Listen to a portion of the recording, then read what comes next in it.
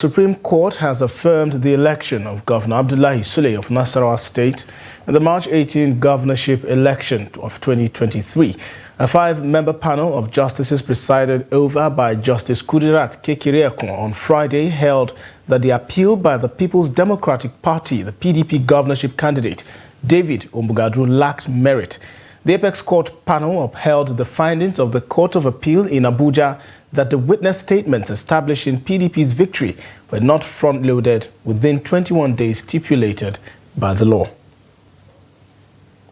And in other news, protests have erupted in Lafia, Nasarawa State following the Supreme Court affirmation of Governor Abdullahi Sule's election. Our supporters of the People's Democratic Party have blocked Lafia-Jos Road, burning tires in front of the party's state secretariat, causing disruptions to traffic. Security forces are on site to maintain calm and prevent escalation. However, the protest has led to the closure of shops, business centers and schools within Lafia.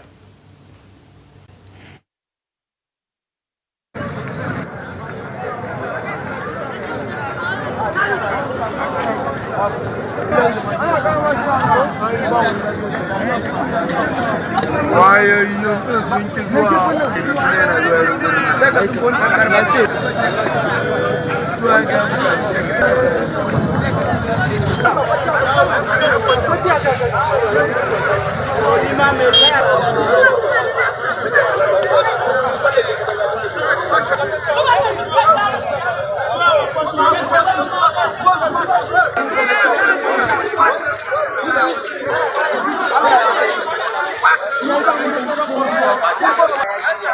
su ya kuma su roƙi Allah gaban yana da ra'ayi ya ba su sai ba su wannan kuma Allah ya riga ya hukunci so mana bayan abin da Allah ya yanka saboda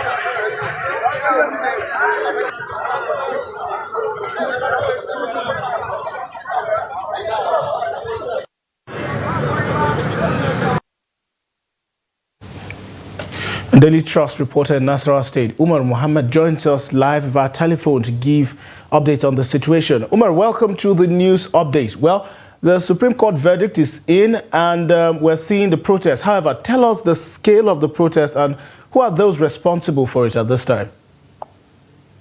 Thank you very much for your time.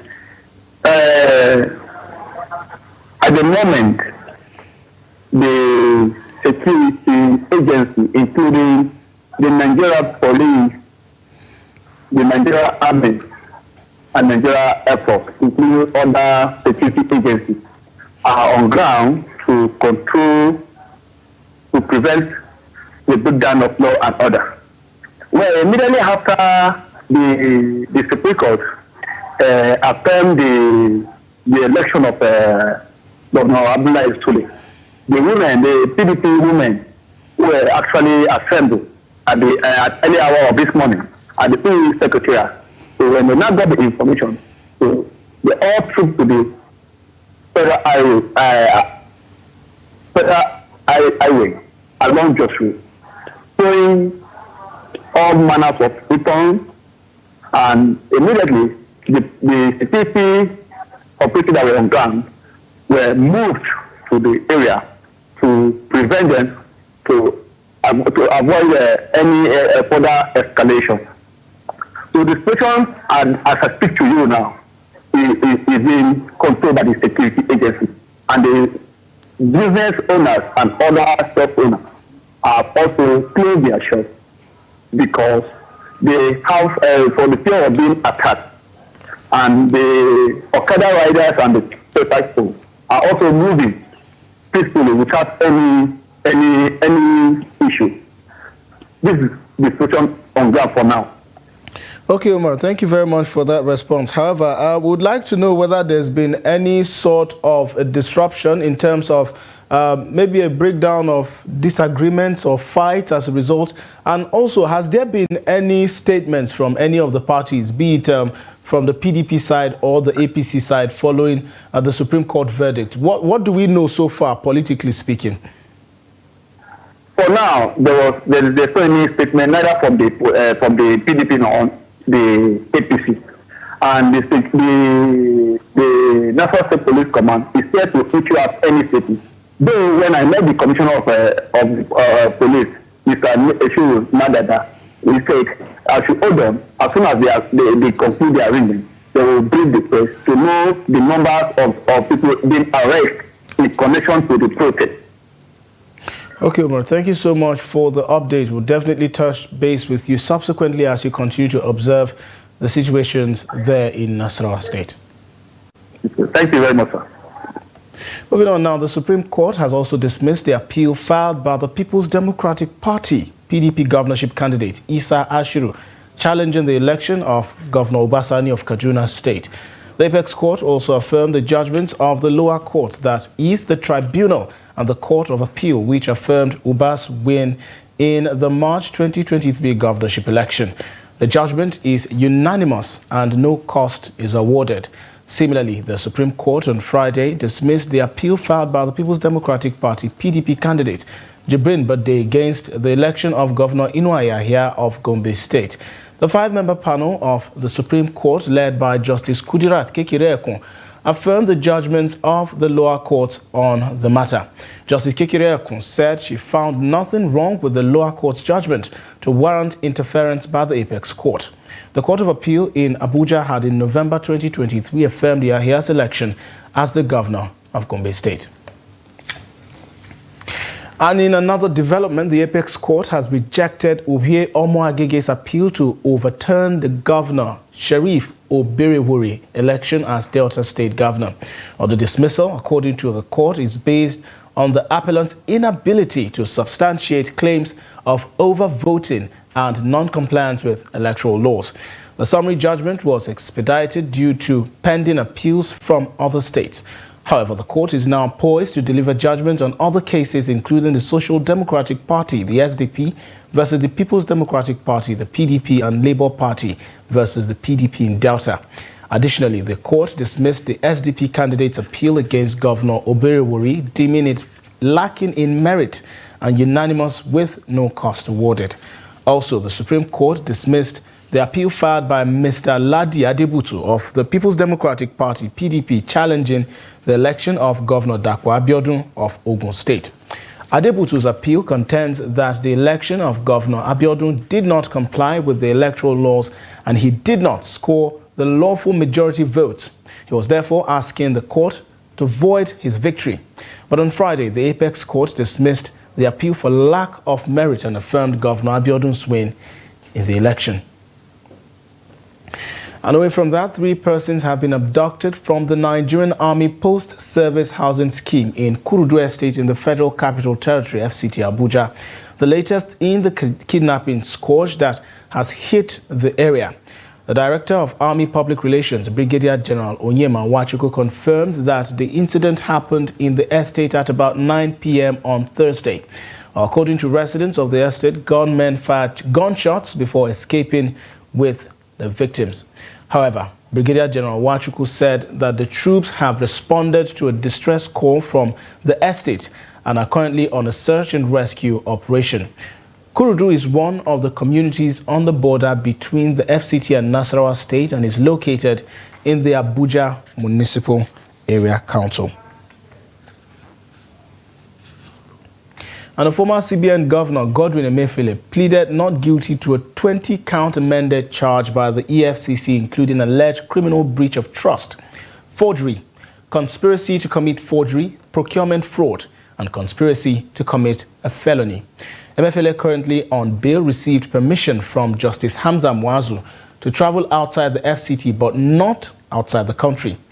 The prosecution, represented by Rotimi Oyedepo, did not object to the continued bail. The trial judge, Justice Mwazu, granted bail and adjourned the case to February 12th and 13th for the continuation of the trial. And the Federal Fire Service in Kaduna has attributed the Panteka Wood Market fire incident to negligence and poor electrification.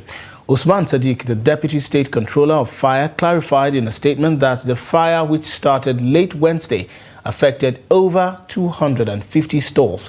The Federal Fire Service officials responded promptly to the distress call around 11:30 p.m., bringing the fire under control by 5 a.m. on Thursday. Sadiq expressed sadness for the loss of livelihoods and emphasized the importance of preventive measures, urging residents to ensure functional fire extinguishers and avoid tampering with market design plans. And the head of the Emergency Operations Center for the Evacuation and Rescue of victims involved in Tuesday's deadly explosion, which blazed through the Aderinola Street in the Bodija area of Ibadan, Temitope Alonge, has assured that his team would continue its search for survivors until all victims were accounted for. The former Chief Medical Director of the University College Hospital, Ibadan, stated this at the scene of the blast, which has left 5 residents dead and about 77 others injured. Here's the report. The storm is yet to settle, but it's time to pick up what is left of Tuesday's deadly explosion in the Aderinola Street of Bodija in Ibadan, which has left 5 victims dead and about 77 sustaining varying degrees of injuries.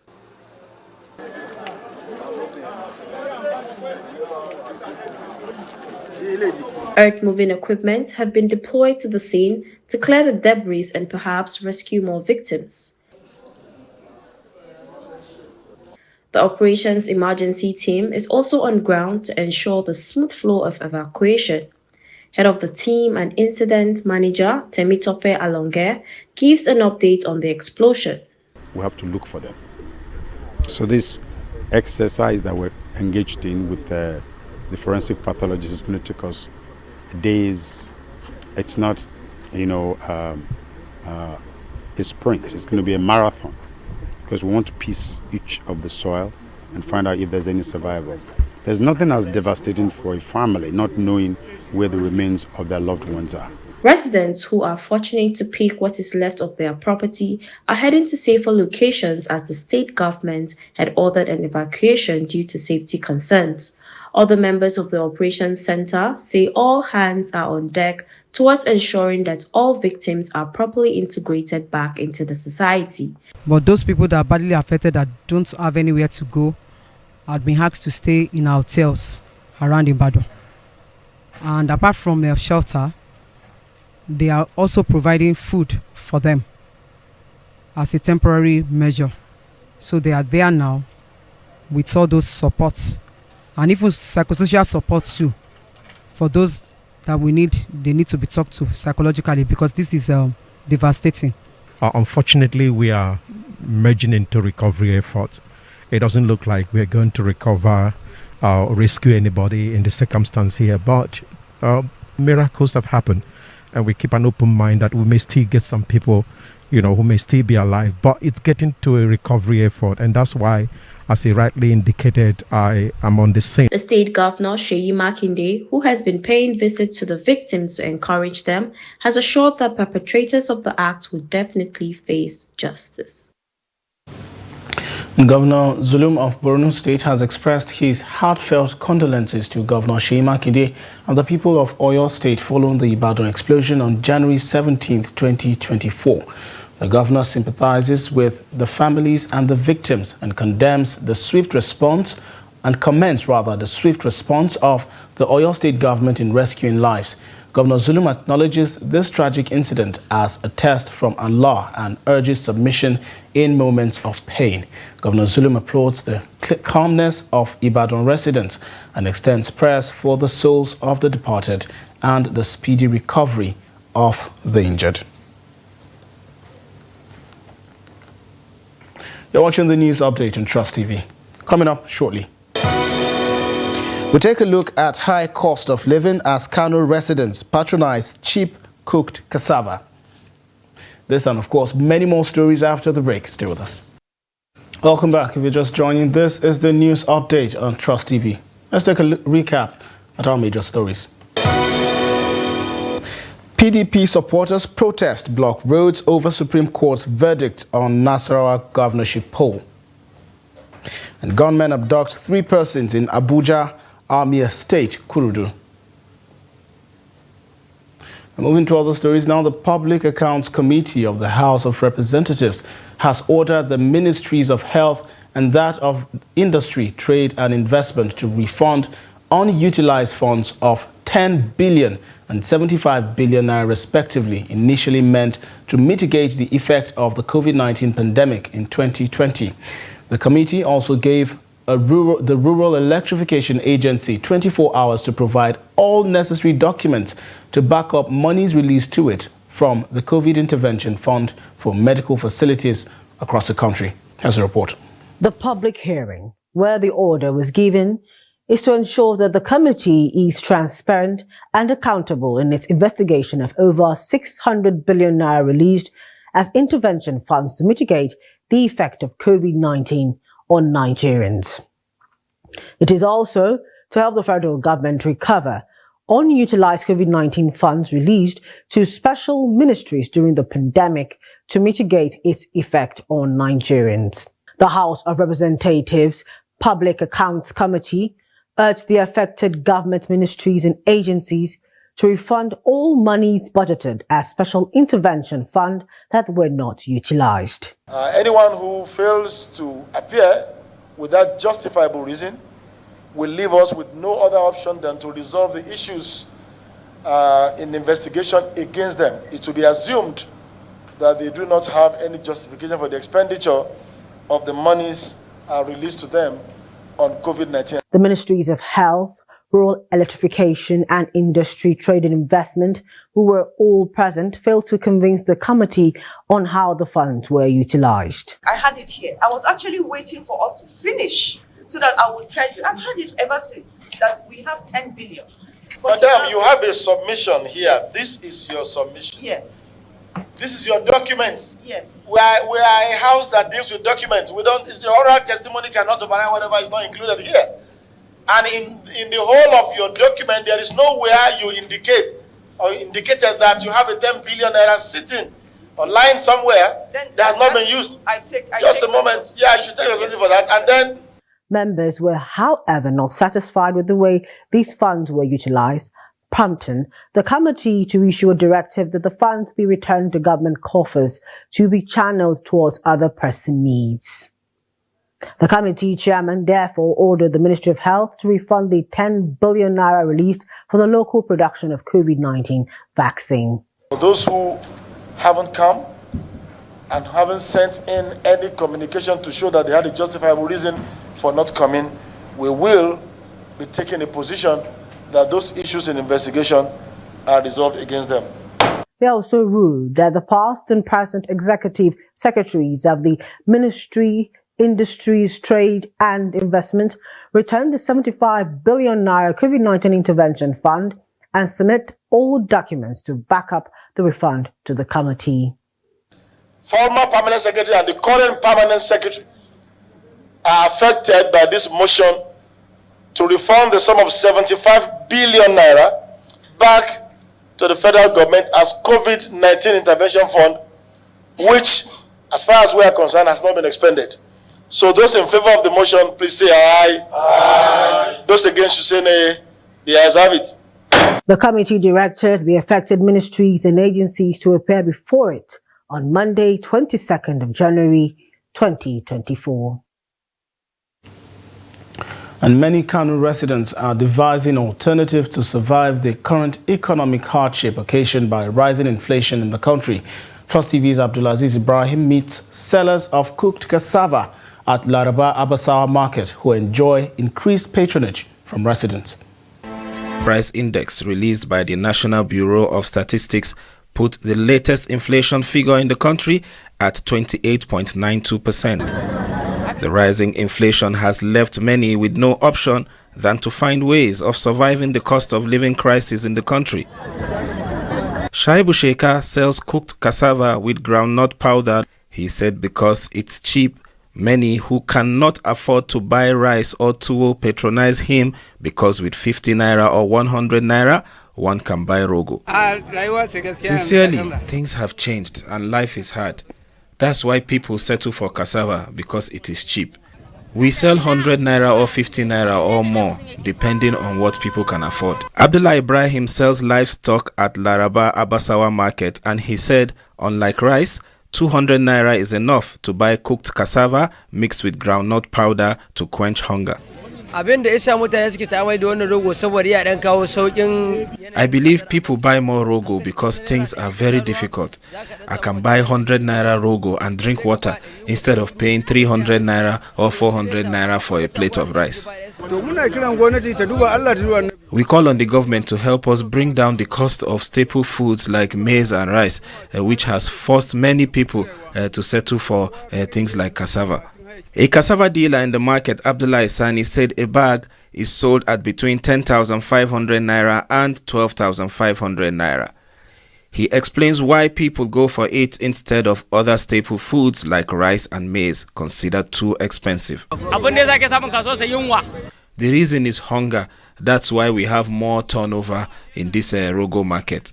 We sell a bag now for as much as 12,500 naira. People come to buy like 1,000 naira worth of cassava to take to their family because of the high cost of other foods like maize. Residents here want the government to address factors pushing prices of foods higher, thereby making life difficult for the poor. And in business news, the Federal Airport Authority of Nigeria has announced the relocation of its headquarters from Abuja to Lagos to curtail expenditures responding to an order from the Minister of Aviation and Aerospace Development, Festus Keyamo. The decision, supported by management, stakeholders and unions, is deemed beneficial due to over 60% of fans' activities centered around Lagos airports. The move aims to prevent the wastage of public resources while operations in Abuja remains unaffected. FAAN says it remains committed to acting in the best interest of the public and the country. Away from Nigeria, the government of Burkina Faso denounced what it called an umpteenth attempt at destabilizing the nation, stating that a coup attempt had been foiled and alleged coup plotters arrested, according to Rimtalba Jean-Emmanuel Ouedraogo, the spokesperson for the government. The coup was scheduled for January 14th, involving a network of military officers, both retired and active, along with civilians and activists.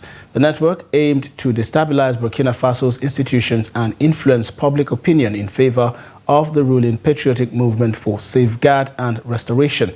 The statement revealed foreign funding for the accused and highlighted the vigilance of intelligence services and defense forces. This marks the fourth claimed coup attempt since Captain Ibrahim Traoré assumed power by force in September 2022.